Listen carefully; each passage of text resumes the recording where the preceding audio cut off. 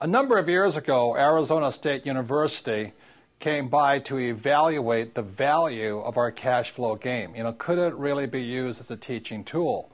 And thank God they found out it was a great tool. They evaluated students who were in the MBA program, and could the cash flow game enhance their knowledge of business, investing, and finance and things like that? So one of the things that Arizona State came up with is from Professor Dale, which came out in 1969, which I thought was very interesting. As I said, I didn't do well in school. And this thing here is called the cone of learning. And what they found out is people like me don't do well in school because the worst way to learn is by reading. Those of you buying my books, keep buying books though, okay? So I didn't do well in school because I'm a very poor reader. The second worst way of learning is hearing words or lecture. So kids like me in school just don't do well because I fidget a lot, I don't like lecture, and I'm a poor reader. So you can go up and it says you can watch a movie, watching a demonstration and all this, and this is all kind of passive learning. So being hyperactive and probably ADD, this is not the way I learn. So the reason I like games and the reason the cash flow game is a valuable teaching tool is when you go to active.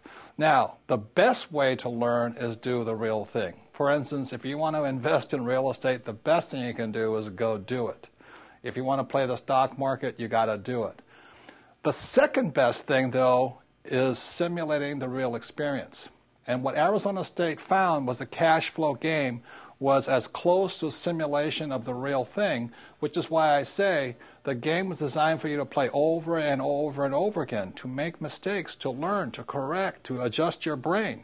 So that's why I love games, and I'm really glad to find out way back in 1969, Professor Dale found out the same thing I already knew, that by playing games and having fun is one of the best ways you can learn. So even if you didn't do well in school or not, just by playing the game, you get smarter and smarter, you learn the vocabulary, learn how numbers work and all this. So this is a big part of the Rich Dad experience. Once you understand the game and our books, then we have Rich Dad's coaching, we have Rich Dad's education, we have medium and advanced seminars. But once you're ready to move on, when you feel confident in your ability to learn.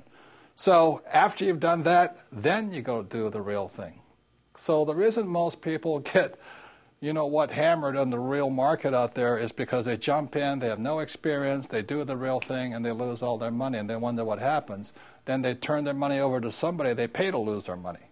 Because most financial advisors are not really advisors, they're really salespeople. As I always say, they're called brokers, stock brokers, real estate brokers, insurance brokers.